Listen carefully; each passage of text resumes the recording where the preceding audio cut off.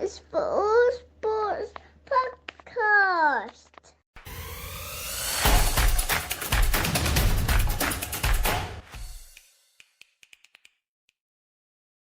Welcome to the All Sports Podcast with me, Matt, and today, Joel. How are you, mate? Hey, Matt. All good, mate. How are you? Not bad at all, thank you. And Femi, how are you? Good, mate. Good to be here. Straight off to Wimbledon, the home of tennis for the championships. 3 days in. Well, as I said in the build-up, everyone's out. Yeah, very few British hopes left on the men's side. Draper's just been knocked out. I think it's just a shame, like having a genuine contender, and whether Draper would have been a genuine contender or not is open for debate. But just having somebody who you think could challenge the top seeds in that second week of a British persuasion makes such a big difference to Wimbledon, I think. But I think it's going to be the same. I think it's going to be the usual suspects, isn't it? It's going to be Sinner, Alcaraz, and Djokovic might go late as well. You'd probably expect him to.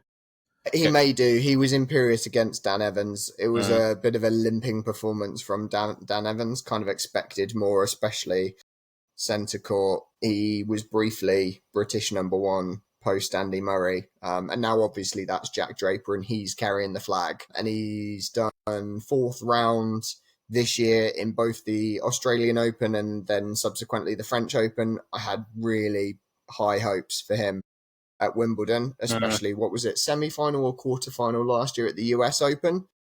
So he's been building. Yeah, I just wonder if he's just not a great grass player as well. Like that's a possibility, isn't it? I mean,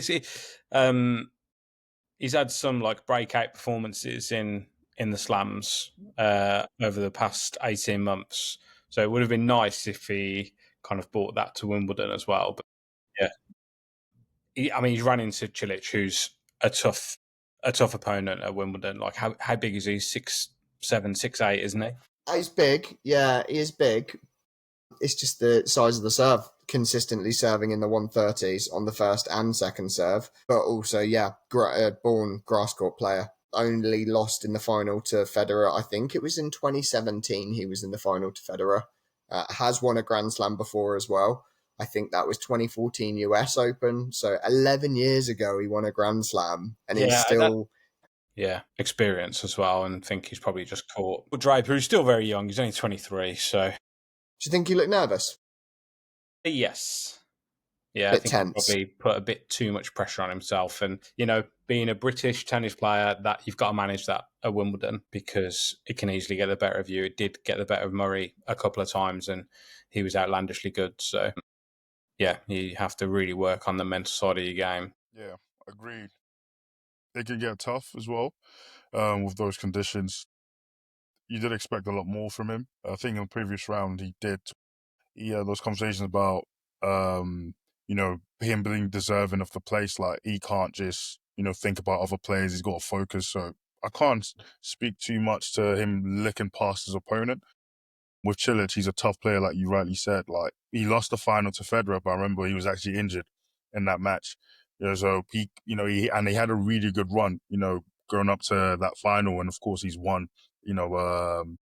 He's won the US Open in the past as well, so he's a really, really good player. So it was a tough call for him. You would hope he would come back, and like Joel said, I think grass is just not his specialist. I mean, like he's a lot better, I know, on the hard court, like with the US Open, and he's pretty decent on clay court as well. So, but with any British player, you'd want them to, you'd want them to have that representation because you want that home court advantage. You want that entertainment that Murray gave us, for years. So it is disappointing that we haven't got that one player to look forward to in terms of the tournament this year. But you'd hope that next year, he comes back better, stronger, and then even a mental place to actually compete with the big gun. That's on the men's side. Obviously, on the women's side, we do have a Grand Slam champion in the ranks. It feels a long time ago now, doesn't it? It does. Crazy that she's only 22. Winning the US Open in 2021, that feels like a lifetime ago. It probably does for her as well. But is playing some of the best tennis of her life. And as we said, self-proclaimed statement win that she had, but she is now up against Sabalenka, who is currently world number one. Funnily enough, Sabalenka's she's won at the Aussie Open a couple of times and the US Open last year. Yet last year was obviously very dominant for her with 2 wins out of the 4. But at Wimbledon, she only reached semi-final in 2023 and didn't last year. So, yeah, it'd be interesting. She's not grass court isn't her specialism. So this is if Raducanu is going to beat Sabalenka, this is the surface to do it with that home court advantage is going to be big. And she seems buoyed. She's been injury free for a little bit of time. Raducanu over the years, whenever you see an article come out about her, it's 1 or 2 things. Well, 3 with the stalker, but parking that. The 2 things are she's dropped another coach or she's picked up another injury and she's retired from a match. Yeah. And she feels like she's come into some form and fitness and she's in a good position with what she's doing coach setup wise. So I think all signs are really positive on the women's side with her, and anyone can beat anyone on the women's side at the minute. I was going to say a lot of the women's side is about timing and about like how you're feeling when you're playing a set opponent. So I don't really think it should be too much. I mean, is it Vondrousova? Is that who she beat the other day? I mean, she's a previous winner at Wimbledon, so I think there's no need to fear anyone for Raducanu. Like if she turns up on the day in the best condition she can be in the best mindset she can be in, then yeah, she'll take anybody to the wire. So hopefully she's just in a good groove and she can like go into the second week, go deep into the tournament, and have that breakout Wimbledon that we was talking about. It'd be nice if Draper would have had. Agreed. And like you said, with the women's game, like it's so unpredictable. They haven't got that star power as they used to with Serena Williams or Sharapova. Even Coco Gauff lost down the first round. Massive upset. So this is a good opportunity for her. Of course, she's probably got the toughest draw, on paper, because rightly so, Sabalenka grass isn't her specialty, but still the world number one. Still a lot of pressure as well. You found with Raducanu is you do almost have to question her mental strength going into these games as well. In the past, she's pulled out or injured, being unable to push through. The coach changes as well also played a massive factor. And I think that pressure representing Great Britain in a massive sport as tennis, I think has gotten to a few times in the past. You're hoping that she can overcome that, just play her very best, be settled, and just take it to her as well. So rooting for her. Should be an interesting game. I think the fact that it's on, she's got that Friday evening slot. I think that's always a good slot for a British hope to have at the end of the first week. Yeah, hopefully she can come through it and be really like buoyed going into the second week. I think it would set her up really nicely. Cam Norrie's still in as well. I feel like we might have glossed over him. He's playing Bellucci tomorrow afternoon, Friday afternoon. Oh wait, you're right. Yeah. Norrie's still in. Wow.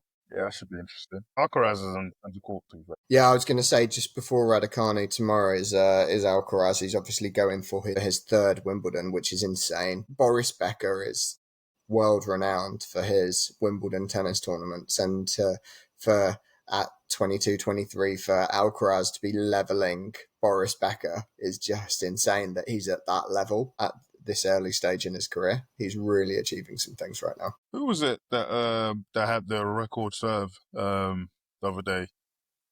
Who broke the... Was that against Fritz? Fritz is a big server.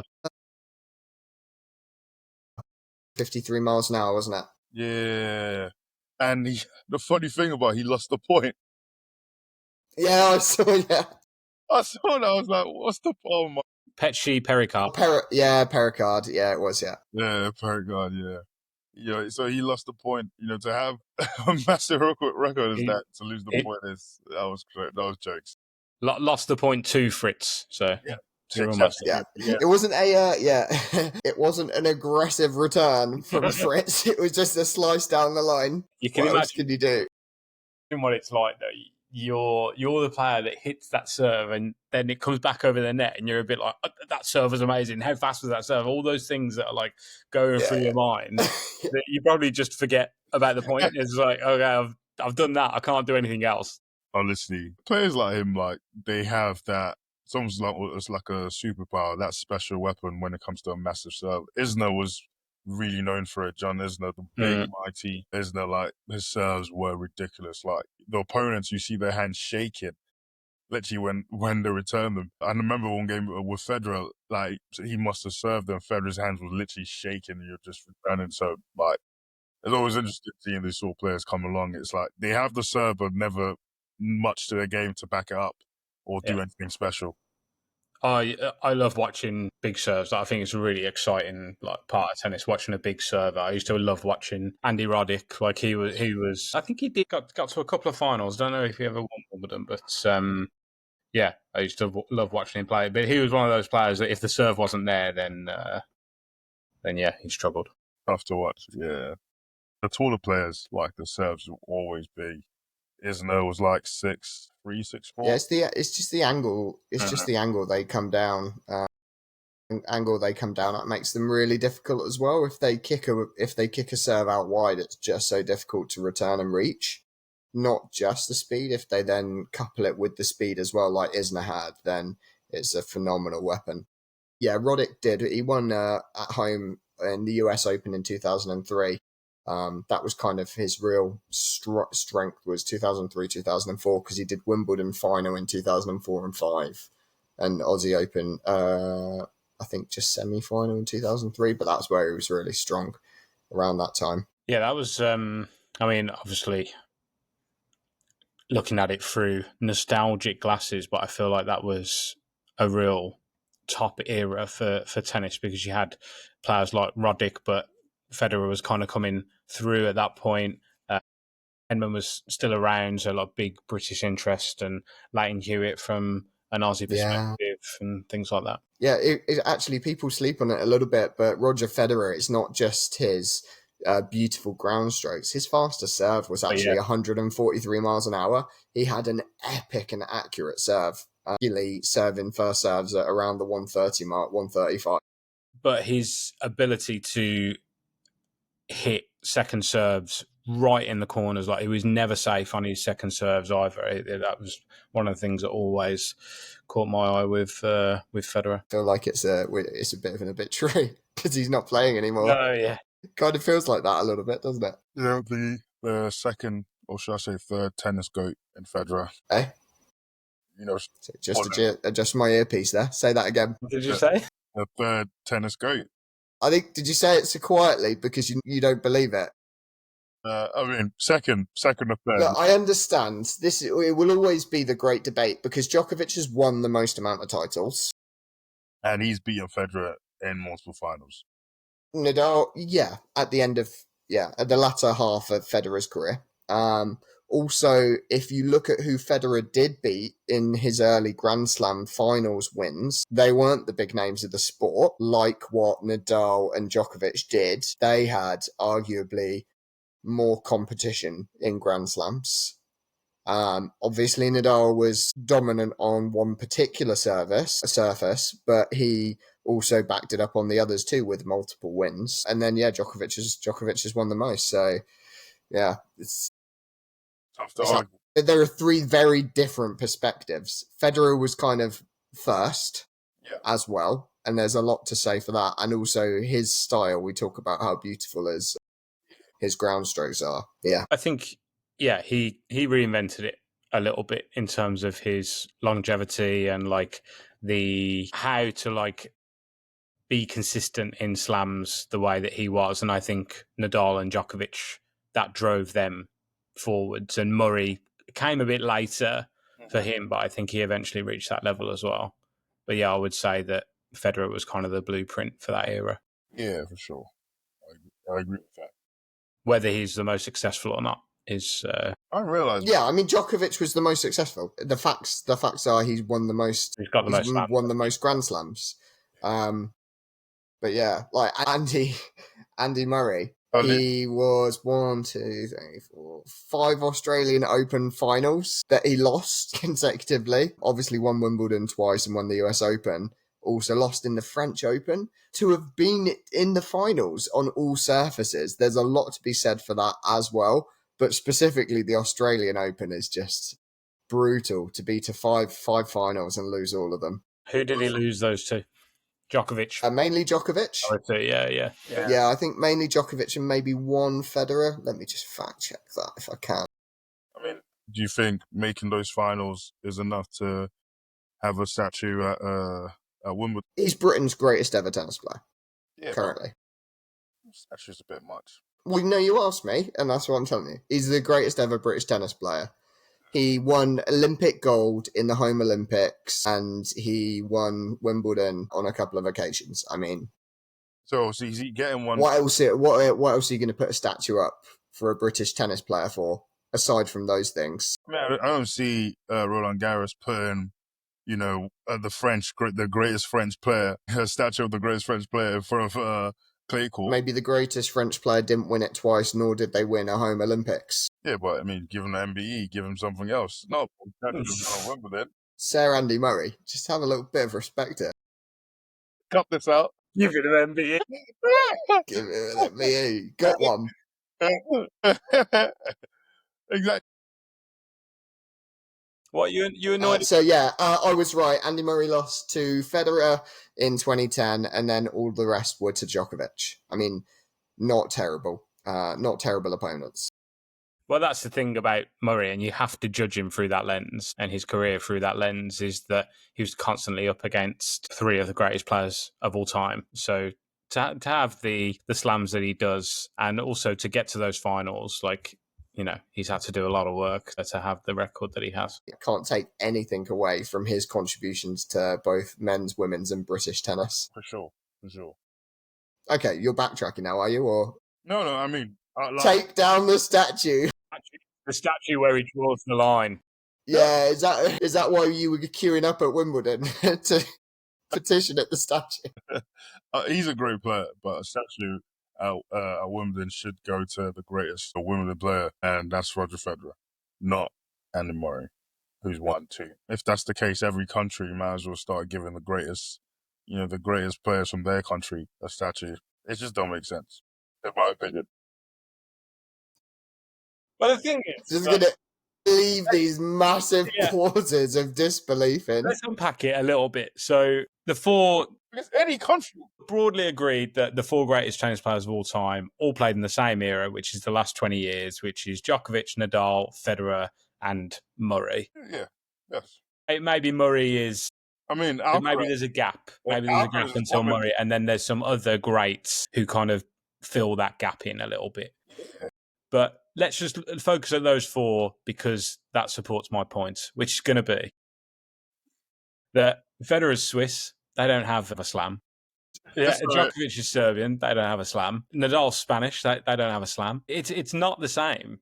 The thing is that Wimbledon is an institution in tennis, and Andy Murray is the greatest British player to ever play at Wimbledon. So why shouldn't he have a statue there?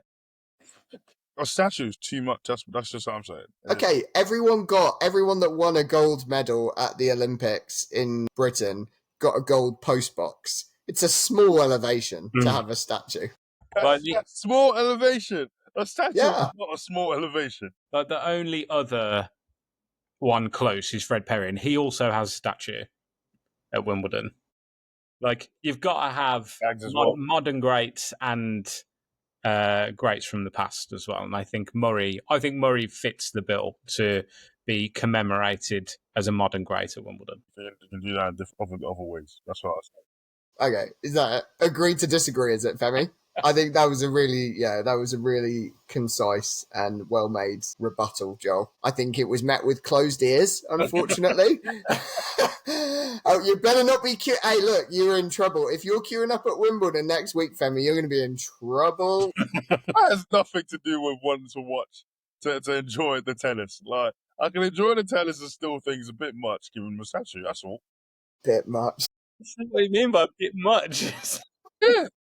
You won it twice. You've grown up watching and enjoying Andy Murray.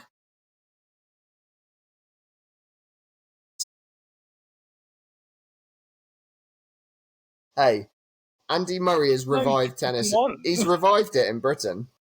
Cool. Okay. If you've enjoyed listening along, you can like and subscribe on YouTube and Spotify. You want to get in touch, email us at allsportspods@gmail.com, and we will catch you on the next one. Cheers. Cheers, man.